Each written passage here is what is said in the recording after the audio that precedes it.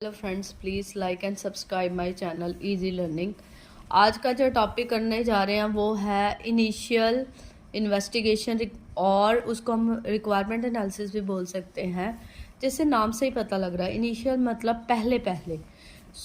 जब भी कोई प्रॉब्लम सॉल्व की जाती है, उस प्रॉब्लम को सॉल्व करने से पहले उसके बारे में जो रिक्वायरमेंट इकट्ठी की जाती है उसको बोलते हैं इनिशियल रिक्वायरमेंट्स और requirement analysis. Main purpose requirement analysis का यही है कि जो हम प्रोजेक्ट करने जा रहे हैं वो प्रोजेक्ट सही है या नहीं सही। प्रोजेक्ट या तो हम नए सिरे से लगाएंगे या पुराने को ही अपडेट करेंगे, उसमें एनहांसमेंट करेंगे। ठीक है। जो कुछ भी करना है उसको करने से पहले हम जज करेंगे हमारे पास कितने पैसे हैं, क्या हमारे पास टेक्निकल रिसोर्सेज है, क्या इकोनॉमिकल रिसोर्सेज है। हम अपने प्रोजेक्ट जो हमने सिलेक्ट किया है वो फिजिबल है या नहीं है, उसके लिए हमें सबसे पहले क्या करनी पड़ेगी, उसकी इनिशियल इन्वेस्टिगेशन, उसके बारे में सारी इंफॉर्मेशन हमें इकट्ठी करनी पड़ेगी। किसी भी जो हमारा प्रोजेक्ट है उसकी सक्सेस जो है डिपेंड करती है इनिशियल इन्वेस्टिगेशन पे या रिक्वायरमेंट एनालिसिस फेज पे। अगर हमने इनिशियल इन्वेस्टिगेशन डीपली सही एक्यूरेटली की होगी, जजमेंट सही की होगी, तो हमारा प्रोजेक्ट क्या हो जाएगा, सक्सेसफुल हो जाएगा। अगर तो हमने रिक्वायरमेंट एनालिसिस या इनिशियल इन्वेस्टिगेशन सही नहीं की होगी तो चांसेस हैं 90% हमारा प्रोजेक्ट क्या हो जाए, फेल हो जाए, हम किस में जाएं, लॉस में जाएं। हम करते क्या हैं रिक्वायरमेंट एनालिसिस में। रिक्वायरमेंट एनालिसिस हम पहले जो 5-6 पॉइंट मैंने लिखे हैं उसमें हम करते हैं, सबसे पहले हम डिस्कस करते हैं what are the requirement of, क्या रिक्वायरमेंट है सिस्टम के लिए, क्यों।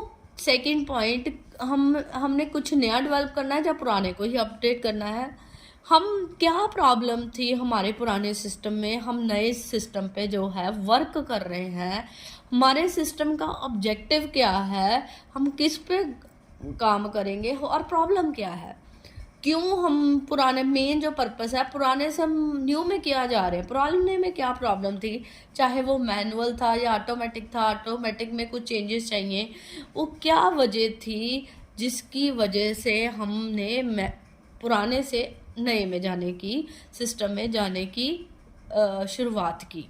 तो वही हमें जानना है क्या रियल प्रॉब्लम है और उसको स्टडी करना है। उस रियल प्रॉब्लम को स्टडी करने के बाद तभी हम आगे बढ़ सकते हैं।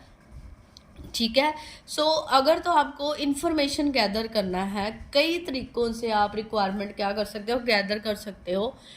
डॉक्यूमेंट्स पढ़ सकते हो, जो पुराने डॉक्यूमेंट्स पढ़े हुए हैं उनको पढ़ सकते हो। ऑन साइट ऑब्जर्वेशन कर सकते हो, जहाँ पे काम हो रहा है वहाँ पे जाके आप देख सकते हो काम कैसे चल रहा है, कौन क्या कर रहा है, कौन किससे बात कर रहा है, क्या स्ट्रक्चर है, वो कर सकते हो। या यूज़र के साथ फेस टू फेस कम्युनिकेशन कर सकते हो, या लिटरेचर सर्वे कर सकते हो, मतलब डिफरेंट इंटरव्यूज़ ले सकते हो, ग्रुप डिस्कशन कर सकते हो। डिफरेंट तरीके से आप रिक्वायरमेंट क्या कर सकते हो, गैदर कर सकते हो। बट जब भी आप इंफॉर्मेशन गैदर करोगे आपको कुछ प्रॉब्लम्स आएंगी। वो कौन कौन सी प्रॉब्लम्स हैं, उन प्रॉब्लम्स को हमें क्या करना है, कॉप अप करना है, कुछ स्ट्रेटजीज बनानी है, कुछ मेथड्स बनाने हैं जिनकी हेल्प से हम क्या कर सके, इंफॉर्मेशन डिटरमाइन कर सके। हमारा इनिशियल इन्वेस्टिगेशन का यही पर्पस है, वो इंफॉर्मेशन गैदर करनी जो हमारे सिस्टम के लिए करेक्ट है। जब भी आप रिक्वायरमेंट इकट्ठी करने जाओगे ना, कुछ प्रॉब्लम्स आएंगी। सबसे पहले टाइम टू टाइम क्या आता है, आप जैसे ही इंफॉर्मेशन इकट्ठी करते हो 2 दिन बाद, आपको इन्फॉर्मेशन इकट्ठे करते महीना 2 महीने लग गए। क्या होता है, कई बार यूज़र की नीड बदल जाती है, ये टेक्नोलॉजी ही बदल जाती है। पहली तो डिफ़िकल्टी यही है, टेक्नोलॉजी चेंज होने की वजह से, यूज़र की टेस्ट चेंज होने के वजह से रिक्वायरमेंट में क्या आती जाती है, चेंज आती है। इसका मतलब है लैक ऑफ स्टेबिलिटी यूज़र और टेक्नोलॉजी में। ये भी एक कारण है कि रिक्वायरमेंट क्या होती रहती है, चेंज होती रहती है। दूसरा, जो यूज़र है, कुछ लोग अपनी बात को एक्सप्रेस नहीं कर सकते, वो वर्बली बात नहीं कर पाते, इसकी वजह से भी आपको रिक्वायरमेंट गैदर करने में क्या आती है, डिफ़िकल्टी आती है। ठीक है।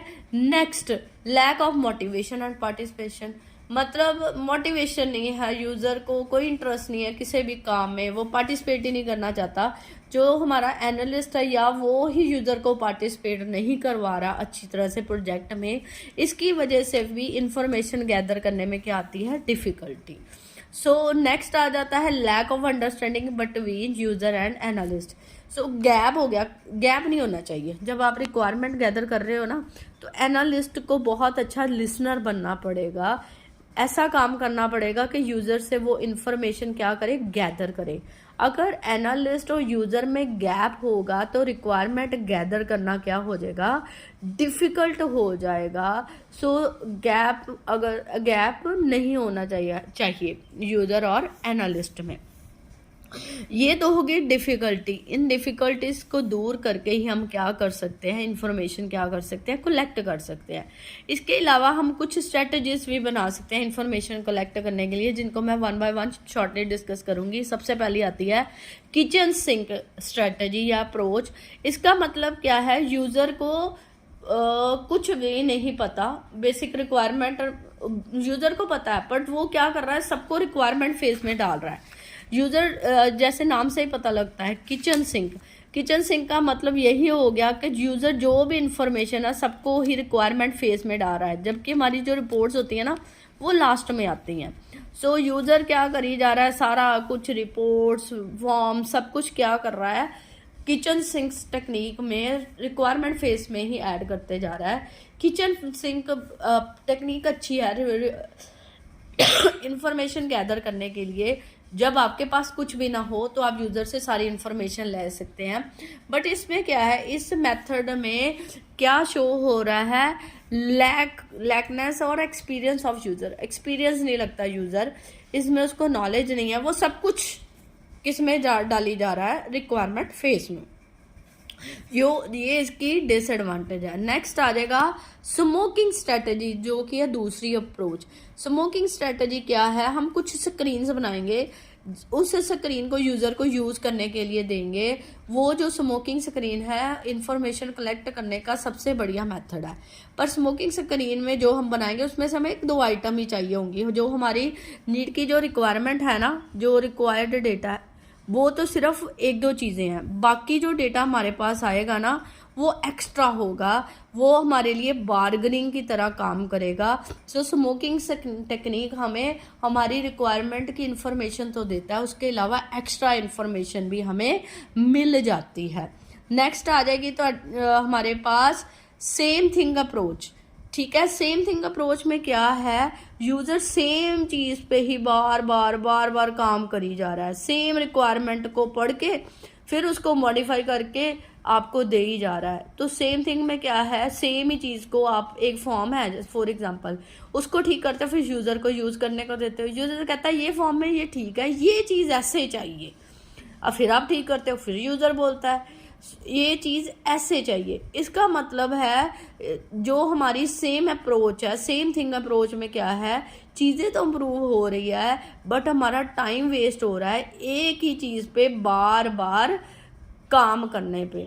सो ये अप्रोच बढ़िया है, बट इम्प्रूवमेंट के लिए जहाँ पे थोड़ा सा डेटा हमें इम्प्रूव करना है, but this approach is not good for a long type of project. ठीक है, नेक्स्ट आ जाता है ह्यूमन एरर अप्रोच। इसमें क्या होता है कि ह्यूमन एरर अप्रोच क्या है, user requirement, human error approach में क्या है, यूज़र अपनी रिक्वायरमेंट बताने में काबिल ही नहीं होता। सो आप ह्यूमन के हिसाब से, ह्यूमन से रिक्वायरमेंट जानने की कोशिश करते हो, आपको इन्फॉर्मेशन मिल जाएगी कम्युनिकेट करने के लिए, बट अगर वो पर्सन अपनी रिक्वायरमेंट को नहीं बता पाएगा, वहाँ पे ये अप्रोच काम नहीं करेगी, जिसमें उसका लैक ऑफ इंटरेस्ट होगा, उसको कम्युनिकेशन पावर नहीं होगी, वहाँ पे ये वाली अप्रोच वर्क नहीं करेगी। नेक्स्ट आती है आपकी ब्रेन स्टॉर्मिंग। ब्रेन स्टॉर्मिंग सबसे अच्छी टेक्निक है इंफॉर्मेशन गैदर करने के लिए। ब्रेन स्टॉर्मिंग में क्या है, दिमाग की जो याददाश्त शक्ति है ना यूज़र की, उसको जज किया जाता है। अगर तो यूज़र की जो याददाश्त शक्ति है वो तो ज़्यादा है, तो वो हमें ज़्यादा रिक्वायरमेंट बताएगा, अच्छी रिक्वायरमेंट्स बताएगा, एक्यूरेटली बताएगा कि ये काम ऐसे होना चाहिए, ऐसे होना चाहिए। सो ब्रेन स्टॉर्मिंग से हमें काफ़ी इन्फॉर्मेशन मिल जाती है, पर डिपेंड करती है कि जो यूज़र है उसकी मेमोरी लॉन्ग टर्म है या शॉर्ट टर्म है। अगर तो शॉर्ट टर्म है वो प्रॉब्लम को डिटेल में नहीं बता पाएगा, रिक्वायरमेंट को डिटेल में नहीं बता पाएगा। अगर तो उसकी मेमोरी लॉन्ग टर्म है सो हमें यूज़र से रिक्वायरमेंट अच्छी तरह से मिलेंगी, वो हमें डिटेल में सब कुछ बताएगा। ये इफ़ेक्ट होता है ब्रेन स्टॉर्मिंग का। ब्रेन स्टॉर्मिंग में क्या है, हम पूछते जाते हैं, ब्रेन को स्टॉर्म कर रहे हैं, खंगाल रहे हैं ब्रेन को, जिसकी हेल्प से हम यूज़र से कभी कभी क्या पूछते हैं, कभी क्या पूछते हैं। सो ब्रेन स्टॉर्मिंग भी एक बेस्ट मेथड है इंफॉर्मेशन गैदर करने का।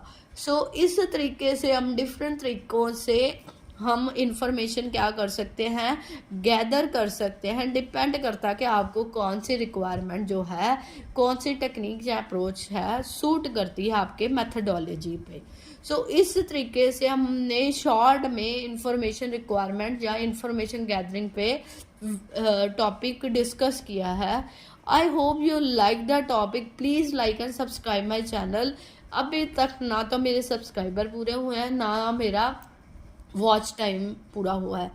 आपके सपोर्ट के बिना मेरा ये वीडियोस बनाने का काम अधूरा है। Please like and subscribe my channel easy learning. Thank you very much.